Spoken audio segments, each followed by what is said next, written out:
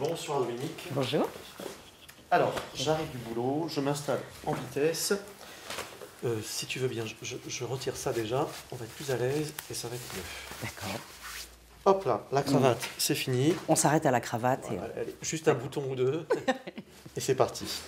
Alors, donc Dominique, je vois que justement tu as avec toi ton livre qui s'appelle La mystique de la croissance.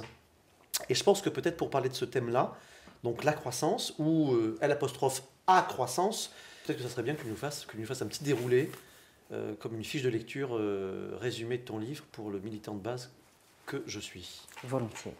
Peut-être on peut commencer par cette idée qu'il y aurait une mystique de la croissance. Donc une mystique, c'est une croyance un peu à la fois passionnée et irrationnelle. Oui. Et ce qui me semble très clair, c'est qu'aujourd'hui, depuis bien longtemps, on continue à avoir une croyance passionnée et irrationnelle dans la croissance. On observe partout des responsables politiques qui font des prières pour que la croissance revienne. Pourquoi ? Parce que la croissance serait la source de l'emploi, ou la condition nécessaire de l'emploi, de l'amélioration des conditions de vie et finalement du progrès. Donc la croissance est l'espèce de sésame qui tirerait derrière soi tout un tas de bonnes choses. Et alors pourquoi la mystique ou pourquoi est-ce qu'il faut bien mettre les choses à plat et réinterroger un peu nos croyances ? D'une part parce qu'on a une baisse tendancielle des taux de croissance depuis la fin des années 60. Donc on est passé de la première décennie de 6%, 5%, 4%, et puis on voit aujourd'hui. Donc c'est très curieux qu'on continue à avoir le même discours, à en appeler à la croissance, alors qu'on a cette baisse tendancielle. Mais je crois que, et d'ailleurs que certains nous disent qu'on n'aura plus jamais cette croissance. Il y a des discours, notamment portés par des économistes, qui se développent depuis quelques années. Je pense à quelqu'un comme Robert Gordon, un économiste américain, qui nous dit que maintenant c'est fini. Pourquoi ? Parce que les innovations énormes qui ont été génératrices de croissance au moment des révolutions industrielles, l'électricité, la machine à vapeur, on n'en aura plus d'équivalente. Donc d'une certaine manière, on est arrivé au bout de ces innovations et de ces gains de productivité. Mais bon, ça c'est une chose. Mais il y a une seconde chose qui est encore plus importante, il me semble. C'est la prise de conscience qui est de plus en plus développée aujourd'hui, que la croissance, c'est peut-être pas uniquement synonyme de bienfaits. C'est-à-dire que certes, la croissance nous a apporté d'énormes bienfaits.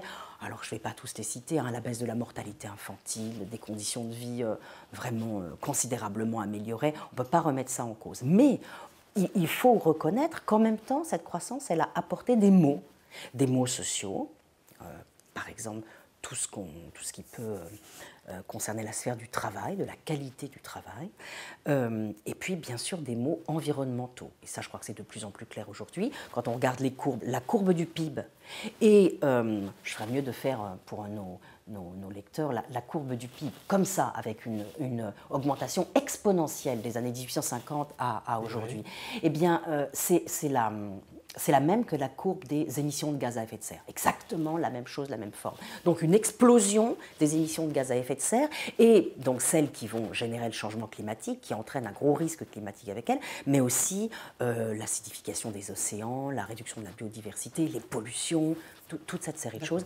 c'est accroché à la croissance. Donc peut-être que vouloir la croissance à tout prix, c'est pas non plus une bonne chose. Et peut-être qu'on est arrivé maintenant à un moment où il faut qu'on reconsidère notre rapport à la croissance et qu'on comprenne que dans la croissance, il y a du bien, mais il y a aussi du mauvais.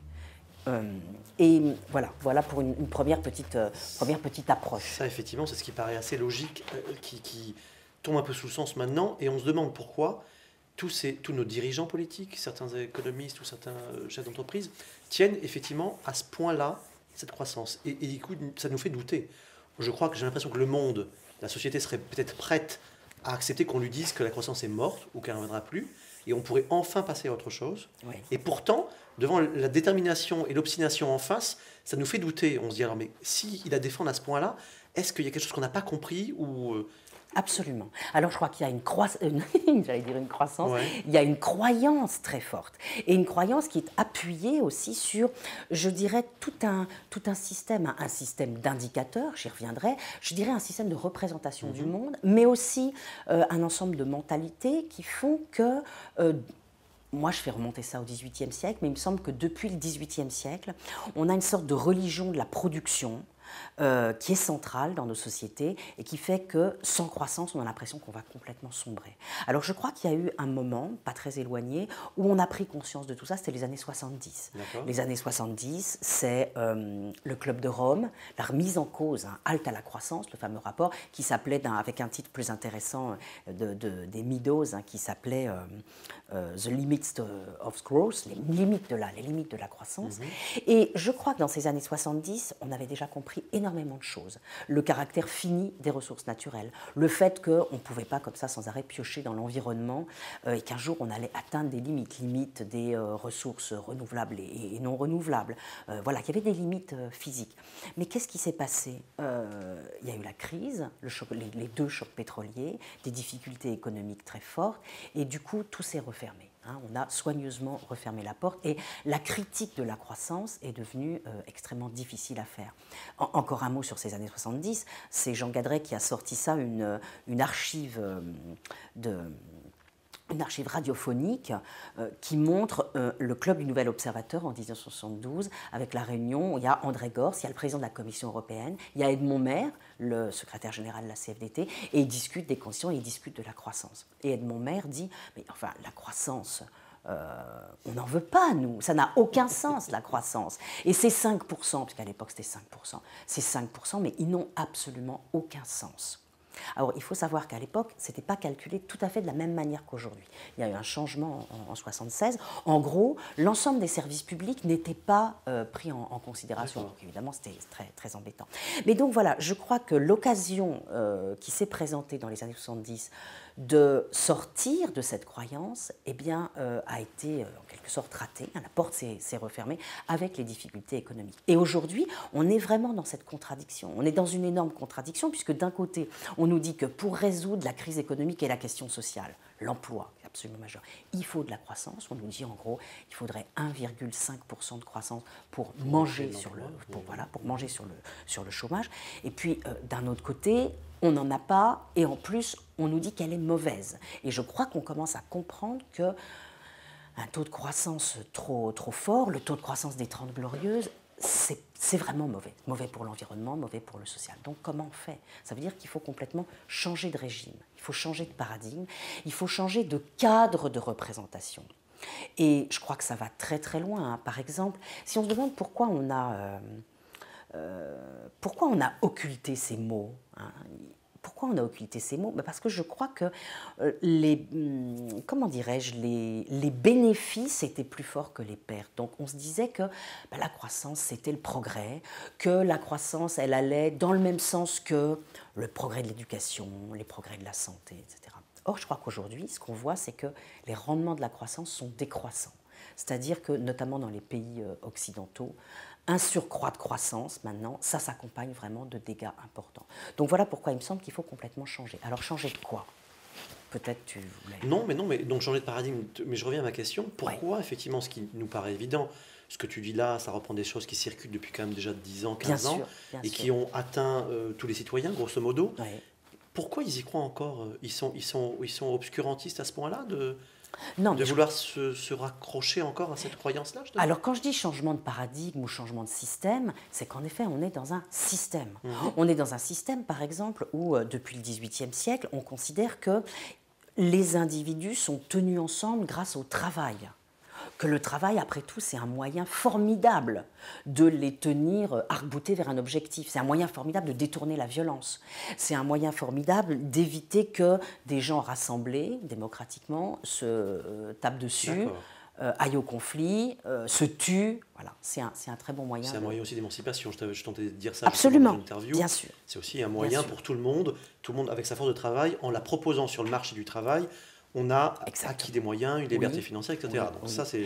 Et quand je parle aussi d'ordre social, je crois que c'est quelque chose d'assez important. C'est que c'est grâce à Adam Smith qu'on peut calculer tout ça. Si chacun apporte sa contribution à la production et qu'on peut calculer exactement quelle sera sa rétribution, si le travail est une quantité divisible, par exemple, alors on a un ordre social qui tient parfaitement. Personne ne peut le remettre en cause. On a une manière vraiment de calculer la façon dont les individus doivent être tenus ensemble. Mais il y a ça, mais il y a plein d'autres choses. choses. Par exemple, quand on parle de changer de paradigme, le rapport homme-nature qui a considérablement changé, par exemple, depuis les Grecs.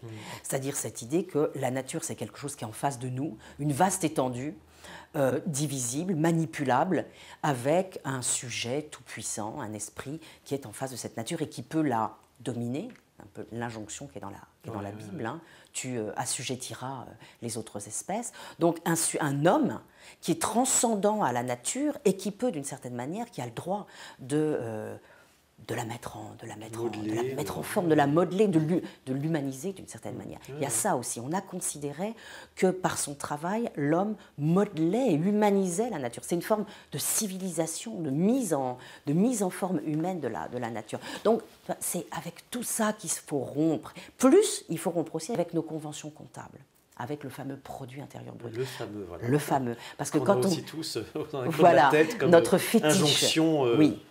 Mais alors, ça, c'est quand même... Alors d'abord, c'est une invention assez récente, les années 30-40. Une invention qui sert à mesurer la puissance, à comparer la puissance des pays. Regarde, j'en ai un plus gros que toi. Voilà. Récemment, la Grande-Bretagne qui est passée devant la France, exactement. En incluant d'ailleurs la prostitution et les drogues. Et voilà. L'argent du sexe et le trafic de drogue. Donc ça, on a vraiment Donc ça bouge déjà, les limites bougent déjà. Le PIB, on peut y inclure ou en exclure des choses. On pourrait en effet mettre dedans des tas de choses, on y reviendra. Ouais. Mais précisément, regardons les limites de cette convention. Donc d'abord, il faut absolument se souvenir que c'est une convention. Ce n'est pas un fait naturel qu'on serait obligé de respecter. Pas du tout. C'est assez récent. C'est des gens qui sont assemblés, des économistes en général, et qui ont dit, voilà, pour moi la richesse c'est ça. Et on va rentrer des choses dedans, d'autres on ne va pas les rentrer, et voilà, ça me donne le PIB. Et ce PIB, c'est ça qui est incroyable, c'est la richesse de la société. Donc, vous avez un gros PIB par habitant, la richesse de votre société est bonne. Alors, pourquoi ce n'est pas vrai ? Dans ce PIB, il n'y a pas des tas d'activités hyper importantes. Le bénévolat, le travail domestique, le temps avec les proches, toutes les activités qu'on fait par plaisir, se promener, rencontrer, voir les amis. Au confort de vie, je dirais, au bien-être. Et qui occupe un temps considérable. Le temps de loisir, bien sûr, le temps domestique, le temps avec les enfants, qui occupe un temps considérable et surtout qui apporte des satisfactions très grandes et qui... le problème, c'est que si on supprimait tout ça, on ne le verrait pas. Le PIB ne nous en dirait rien. C'est épouvantable. Deuxième limite de ce PIB, il ne fait aucune place, ne tient aucun compte des différences, des inégalités dans la consommation ou dans la production. Si un petit nombre d'individus consomment ou un grand nombre, c'est pareil. Idem c'est le chiffre global qui compte. Exactement. Troisième énorme limite, sans doute la pire, cette comptabilité, c'est une comptabilité de flux. Le PIB, c'est la somme des valeurs ajoutées, chaque année, estimée monétairement, avec une estimation aussi, on disait tout à l'heure, des coûts de production des missions publiques. Donc il y a le PIB marchand, le PIB non marchand. Mais ce n'est pas une comptabilité patrimoniale, c'est-à-dire, ce n'est pas un stock dans lequel on puiserait et puis on suivrait les évolutions de ça. Comme par exemple une entreprise qui dit, voilà, mes stocks ont diminué, j'ai utilisé ceci, j'ai utilisé cela. Non, c'est une comptabilité toute plate. Ça veut dire qu'on peut avoir un gros PIB avec alors ne disons pas un fonds, mais disons, moi je préfère dire un patrimoine, mais c'est dur de trouver un bon terme, parce que tous les termes sont... Connotés déjà. Exactement, sont connotés monétairement. Donc avec un patrimoine naturel ou social réduit à zéro. D'accord ? Donc on prend, on abîme, et on a un gros PIB, mais on n'a plus rien derrière. Oui, donc tu veux dire qu'effectivement, on voit que le flux, le PIB ne mesure que le flux, mais ne mesure pas, par exemple, l'état ancien, héritage du passé, éventuellement. Oui, ou les pertes en capital. Il ne mesure pas les pertes en capital naturel ou en patrimoine naturel, ni les pertes en patrimoine humain ou en santé sociale. Par exemple, on a un gros PIB, mais les inégalités ont décuplé. Les gens sont devenus complètement incivils. Les gens se tapent dessus sans arrêt, se tuent pour rien. On arrive et on tue tout le monde. Voilà. Il peut y avoir un conflit même, je dirais, une espèce de guerre civile ou quasiment. Exactement. Ça ne transparaît pas du tout. Et on a le gros PIB. Le gros PIB, où ça vend beaucoup. Donc, ça veut dire que cet indicateur, il nous dit certainement des choses, mais il nous dit certainement pas des choses ni sur la santé de notre société, ni sur les satisfactions qu'ont les individus, ni surtout sur l'état de notre patrimoine naturel et le risque d'évolution où, en effet, on aurait dépasser des seuils critiques en quelque sorte. Et ça, la fameuse commission Stiglitz que Nicolas Sarkozy avait rassemblée avec beaucoup de prix Nobel en 2008 et qui a rendu un rapport en 2009. Le rapport s'appelait « Rapport sur la mesure des performances économiques et du progrès social ». Donc, grande sommité, 25 personnes, dont Jean Gadret, pour discuter sur les limites du produit intérieur brut. Alors, qu'est-ce qu'ils ont dit? Et qu'est-ce que disait notamment Stiglitz? Ils ont reconnu enfin les limites du produit intérieur brut. Donc ça, c'était une grande victoire. Et notamment, Stiglitz disait quelque chose de très important, qui était, ça n'est pas un indicateur qui donne l'alerte. C'est-à-dire, il n'y a pas un clignotant qui s'allume quand on a ou bien, par exemple, une balkanisation de la société ou une dégradation radicale du patrimoine naturel. C'est pour ça qu'il faut changer d'indicateur. Alors justement, pour revenir à ce que tu disais tout à l'heure sur la croissance, où tu avais l'air de dire que peut-être que si ces élites se cramponnent encore à cette notion de croissance, c'est peut-être pour maintenir notre social. Et pourtant, dans le même temps, et d'ailleurs, quand tu disais en 2008, cette réunion de sommité, en fait, cette notion de PIB qui n'est pas un bon indicateur, on l'avait dans d'autres pays, les pays nordiques par exemple, déjà avant, qui parlaient de qualité de vie pour contrebalancer. Absolument. Mais donc, alors si en plus, dans le PIB, en 2008, 2009, la publication du rapport, on dit bien que ce n'est pas un bon reflet, et donc ce n'est pas forcément utile pour l'ordre social, pourquoi ils se cramponnent encore à ça? Quelle est ton explication là-dessus? Est-ce que c'est une génération qui arrive pas à se renouveler? Alors, parce que les conventions, elles nous structurent. Qu'est-ce que ça nous dit, le produit intérieur brut? C'est un mélange, c'est très intéressant, c'est un mélange d'économie classique, avec les notions d'utilité individuelle, et d'économie keynésienne. Et en gros, qu'est-ce qui nous oblige à faire le PIB? Quel est le message délivré par le PIB? C'est « vous devez consommer ». Consommer, c'est un devoir social parce que dans le produit intérieur brut, il y a l'investissement, la consommation. Donc voilà, c'est les ça permet d'accroître tout ça. Moteur de la croissance. Moteur de la croissance. Et donc, consommer, c'est bon. Donc, ça veut dire qu'il faudrait changer tout. Et quand je dis changer d'indicateur, c'est aussi changer toutes nos... Voilà, toutes nos conventions comptables, toute notre comptabilité publique sur laquelle on repose, tous nos raisonnements économiques. Or, l'économie et le raisonnement économique ont pris une place de plus en plus importante dans notre société. Je crois qu'aujourd'hui, on peut dire que vraiment les vrais conseillers du prince, ce sont les économistes. Et d'une certaine manière, souvent, les hommes politiques sont un peu ligotés par les théories, les fameuses lois des économistes. C'est tout ça dont il faut se séparer. Et puis après, c'est exactement d'ailleurs ce que disait la commission Stiglitz. Quels autres indicateurs mettre à la place? Avec, bon, je ne sais pas si tu te souviens, mais en 1990, il y avait déjà eu un nouvel indicateur, ça s'appelait l'indice de développement humain, en 90, avec Amartya Sen qui y avait travaillé. C'était un indicateur intéressant où, en gros, à part le revenu, on regardait aussi le niveau d'éducation et la santé, l'espérance de vie. Donc, c'était déjà une manière un peu différente de raisonner. Maintenant, qui va dire sur quoi doivent être fondés ces nouveaux indicateurs? C'est-à-dire, si on se dit que l'indicateur nous dit ce qu'est la richesse d'une société, donc ce qui compte, ce à quoi on tient, qui va avoir le droit de les choisir? Une critique qu'on avait faite avec un groupe qu'on avait créé avec Jean Gadret, Florence Jany-Catrice, Patrick Vivray, un groupe qui s'appelle le Forum pour d'autres indicateurs de richesse. On avait critiqué la commission Stiglitz parce que le côté comme ça en chambre. En chambre, on va vous inventer des nouveaux indicateurs, donc vous dire à quoi vous tenez. Donc nous, notre raisonnement consistait à dire, attention, c'est tellement important qu'il faut absolument impliquer les citoyens là, dans une démarche citoyenne, et il faut que ce soit les citoyens qui nous disent à quoi on tient et de quoi on a besoin pour faire une société qui s'inscrit dans la durée.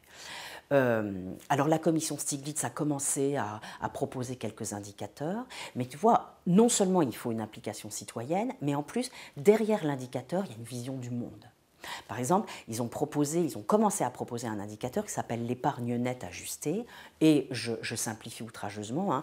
En gros, on dit que chaque année, on va faire la somme du capital productif, du capital naturel, estimé monétairement, et du capital humain, nos intelligences, Et on va regarder d'une année sur l'autre comment ça a évolué. Donc tu vois, c'est intéressant parce que là, tout d'un coup, on se prend à considérer un stock. Mais le problème, c'est que tout ça est estimé en monnaie. Donc tu as une estimation monétaire du capital naturel, ce qui est horrible, et une estimation monétaire du capital humain, notre intelligence. Et ce qui est encore pire, c'est que tu prends tout ça, tu le mélanges, et puis tu vas regarder ce qui sort. Mais ça veut dire, qu'est-ce que ça veut dire philosophiquement?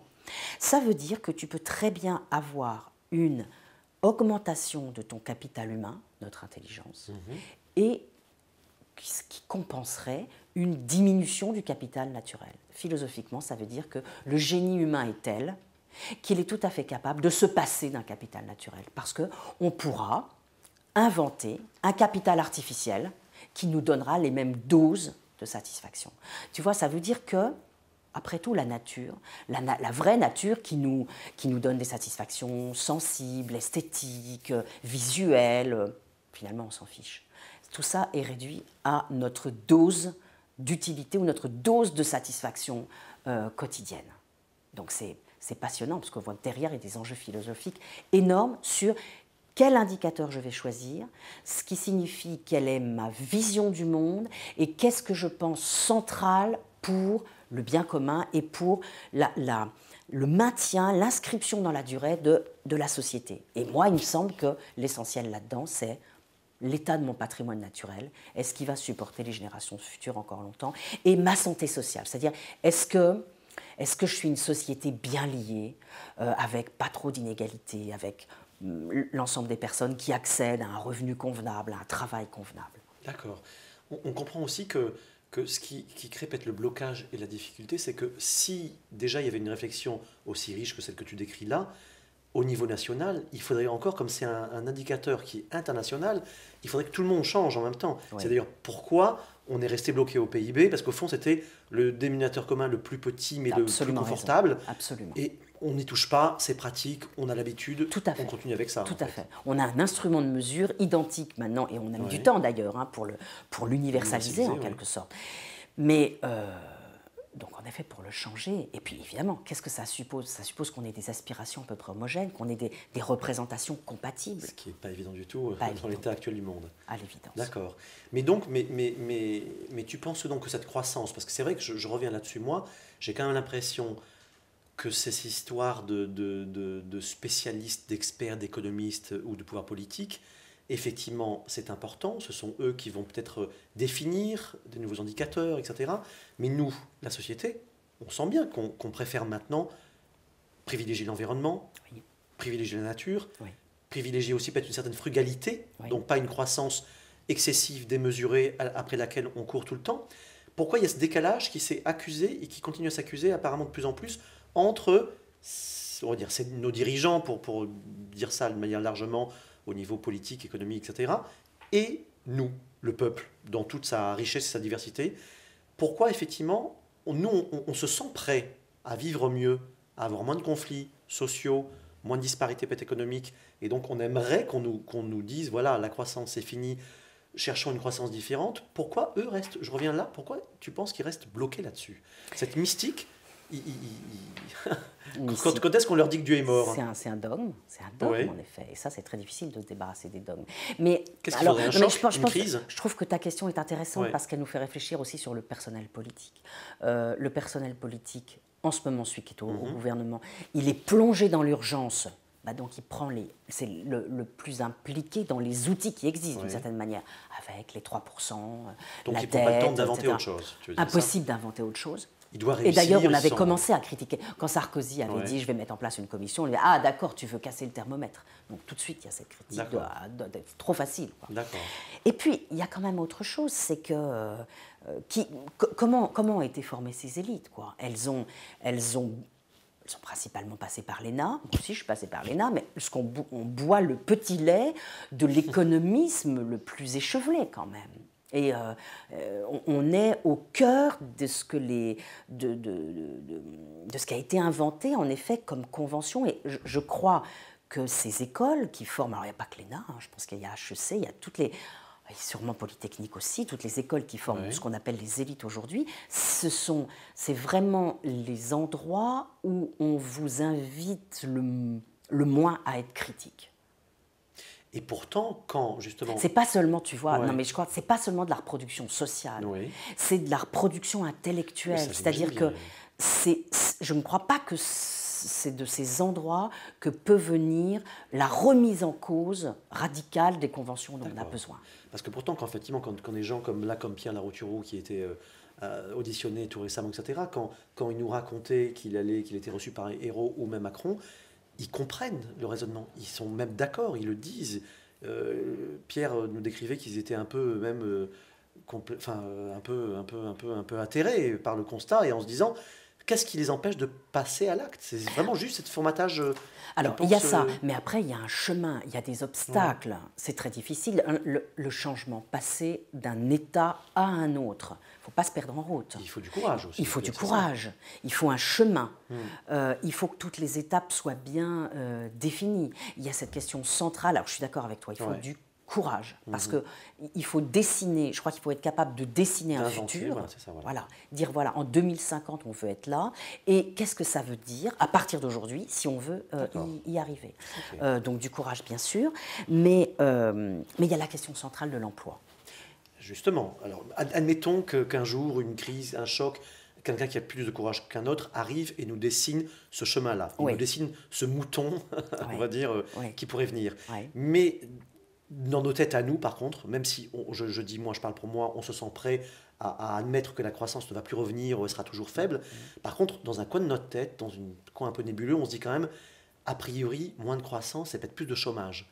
Quelle société peut-on inventer concrètement sans croissance ou avec une croissance très réduite? Alors, c'est très bien de poser le problème comme ça. C'est, de toute façon, on n'en a pas pour l'instant. Peut-être que c'est pas bon d'en avoir plus. Peut-être qu'on n'en aura pas. Comment on fait? Qu'est-ce qu'on fait maintenant? C'est-à-dire, on arrête de dire « ça serait mieux si on en avait ». On dit « qu'est-ce qu'on fait maintenant ?» Tout à fait. Alors, je pense qu'on peut appeler cette société une société de, tu as dit, accroissance ou de post-croissance. C'est-à-dire, d'une certaine manière, on relativise la place de la croissance. Ça ne devient plus notre objectif majeur.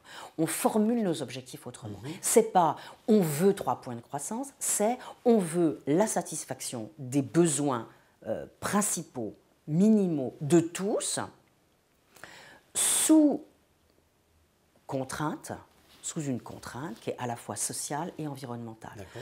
Qu'est-ce que ça veut dire? Alors ça veut dire, dit philosophiquement, ça voudrait dire réintroduire presque des contraintes éthiques dans la production, c'est-à-dire je ne produis pas n'importe quoi, je produis vraiment des choses bien déterminées, je délibère sur le contenu de la production et tu vois, ça veut dire aussi on réintroduit de la démocratie dans l'entreprise et dans le... Je ne sais pas si c'est... Moi, je pense qu'il faut refaire des plans, sans doute, enfin une autre manière, une manière peut-être plus moderne, mais je crois beaucoup aux plans, un peu comme quand on est sorti de la guerre et que Beveridge nous disait, voilà, il faut bien tout réorganiser, quoi. Parce que là, c'est un véritable... Le plan, c'est avoir une vision, au fond. Voilà, avec une vision. Et je crois aussi que c'est un véritable effort de guerre parce qu'on va devoir fermer des secteurs et en ouvrir d'autres.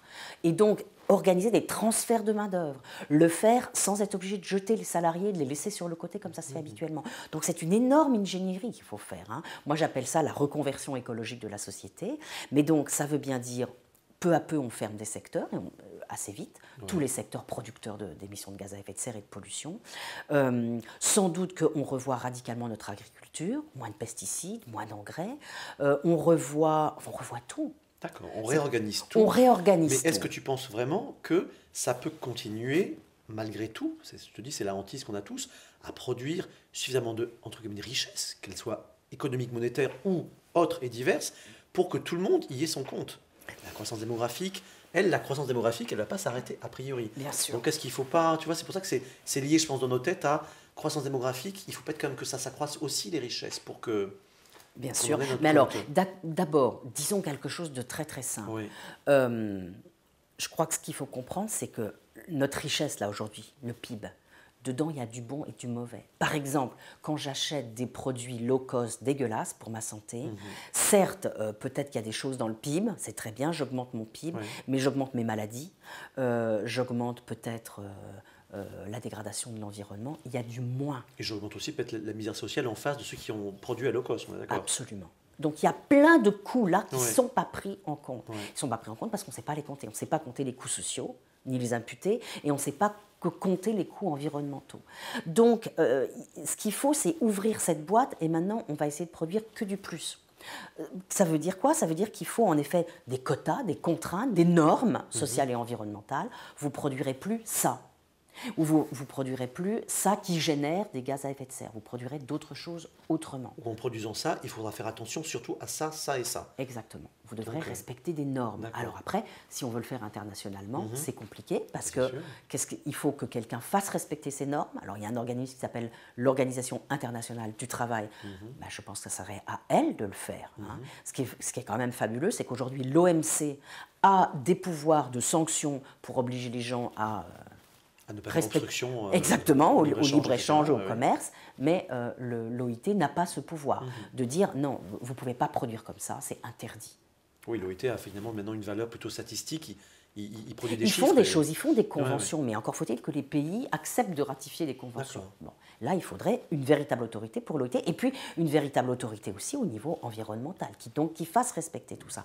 Alors après moi j'aime beaucoup la réflexion de Jean Gadret sur tout ça, parce que je reviens à la question de l'emploi et du travail. Ouais, c'est ça. Qu'est-ce qu'il dit, Gadret? Il dit, si on produit plus propre, socialement et écologiquement, alors il faudra plus de travail. Alors ça, c'est très très intéressant. Il faudra plus de travail. Pourquoi? Parce que si je mets moins de pesticides et moins d'engrais, ben, ça va me prendre plus de temps. Donc il faudra plus de gens dans l'agriculture, certainement avec une agriculture radicalement Là, tu vas en différente. guerre contre la productivité, alors c'est ça? Évidemment, évidemment. Et d'ailleurs, alors il a une autre formule à laquelle j'adhère complètement, et je pense qu'il faut qu'on mette ça au cœur de notre réflexion. Hein. Il dit qu'il faut arrêter de chercher à faire des gains de productivité, ce qu'on a appris à l'école depuis qu'on est tout petit. Il faut faire maintenant des gains de durabilité et de qualité. Donc finalement, ce que tu proposes vraiment, et ça paraît peut-être faisable, mais on ne peut pas encore en avoir une vision, en être sûr, c'est vraiment un changement complètement philosophique. Bien sûr. Donc du coup, tout est à inventer, Oui. tout doit se dessiner, Oui. on doit essayer de dessiner ensemble, de toute manière on n'a pas le choix, c'est ça que je comprends aussi dans ce que tu dis, on n'a pas le choix, et si on essayait ça, et qu'on voit si effectivement ça ne produit pas plus de bien-être, de bien, et peut-être du travail malgré tout, pas de chômage en plus, c'est ça que tu dis au fond, c'est vraiment... C'est ça que je dis. Et dessine-moi surtout, un nouveau voilà. monde. Et il faut qu'on tire cette idée de gain de durabilité et de qualité et de travail supplémentaire. Pourquoi? Parce que peut-être qu'on pourrait gagner sur les deux tableaux. À la fois avec cette production propre, Ouais. eh bien, je réduis les coûts environnementaux, les coûts sociaux. Pourquoi je vais réduire les coûts sociaux? À la fois, comme j'ai plus de travail, je peux le répartir sur plus de personnes. Et en même temps, si j'arrête de faire des gains de productivité, ou du moins d'en faire partout, peut-être que je peux désintensifier le travail et changer le travail. Aujourd'hui, il y a un monstrueux malaise au travail, Clairement, bien sûr, oui. souffrance au travail, perte de sens du Même moi, travail. tu vois, la cravate, c'est parce que... Voilà. Et donc, peut-être qu'on peut, alors ça demande évidemment à être réfléchi, Ouais. débattu, articulé, mais on ne le fait pas aujourd'hui. C'est pas ça qu'on met en débat, c'est pas ça que c'est pas là-dessus que les économistes font des modèles aujourd'hui. Donc voilà, cette idée de une production plus propre, c'est une production qui va demander plus de travail. Comment on va répartir ce travail entre la population en âge de travailler? Donc comment on va lutter contre le chômage? Et en plus, comment on va redonner son sens au travail? Oui, donc vraiment, c'est une vision globale. Absolument. On est d'accord. Et puis c'est vrai que là, comme tu en parles, ça donne envie de rêver. C'est-à-dire que ça donne de l'espoir pour se dire, effectivement, il y a un constat, on voit tous quelque chose qui bloque, mais comme ils continuent à avoir cette mystique de la croissance, on doute notre intuition personnelle, profonde. On se dit, mais alors s'ils y tiennent tant que ça, si c'est un gris-gris à ce point-là, est-ce qu'ils n'ont pas raison? Est-ce qu'ils ne savent pas des choses que nous, on ne sait pas? Et qui ferait que peut-être ils auraient raison, qu'il faudrait les suivre et aller contre notre instinct. Mais tu nous dis non, libérons aussi cette dictature-là, ouvrons le pouvoir, ouvrons l'imagination. Et c'est ça en fait, vraiment, c'est de réinventer. Absolument. Un changement complet. Et donnons de l'espoir, oui, c'est-à-dire je pense qu'il faut tout à fait soigner l'argumentation. Je ne sais pas si... Alors c'est pour ça que je n'emploie pas le terme de décroissance, De manière parce que j'ai peur rigoureuse, que ça, ça tu veux fasse dire, peur ouais. aux gens, Ouais. notamment aux gens qui n'ont rien pour consommer. Ouais. Et je préfère, si tu veux, un argumentaire autour de la qualité. Voilà. La qualité des produits. Donc quand vous mangez quelque chose, vous n'allez pas prendre des années de vie en moins. La qualité du travail Et je pense qu'une alliance peut être envisagée, une cause commune entre précisément les salariés, les gens qui travaillent et les consommateurs, ce qui est difficile à faire. Souvent, on est splitté entre notre intérêt de consommateur d'un côté, notre intérêt de salarié de l'autre. Donc là, on peut construire une cause commune autour de la qualité. Et puis, quand même, dernière chose, je pense qu'on peut faire ça que si on redistribue massivement les revenus. Pourquoi? Parce que tu pourras embarquer dans ta réflexion et dans ton changement, tu pourras embarquer les gens qui n'ont rien et donc qui veulent consommer. Uniquement si tu leur redonnes un peu de pouvoir d'achat pour qu'ils sortent un peu la tête de l'eau et qu'ils puissent, comme tout le monde, participer au débat public. Et d'avoir du temps de réflexion, effectivement. Exactement. Temps de réflexion que nous aurons acquis en réduisant encore le temps de travail. D'accord. Bon, bah écoute, formidable. Après la cravate, je crois que on commence la révolution la philosophique dont on parlait. Je tombe la veste. Voilà, je savais bien que ça allait se dégrader quand même. Voilà. Hein. Après les 2 boutons, c'est la veste qui arrive. Écoute, merci Dominique, vraiment c'est passionnant. Merci à toi. Et je pense que ça nous a éclairci sur pas mal de points.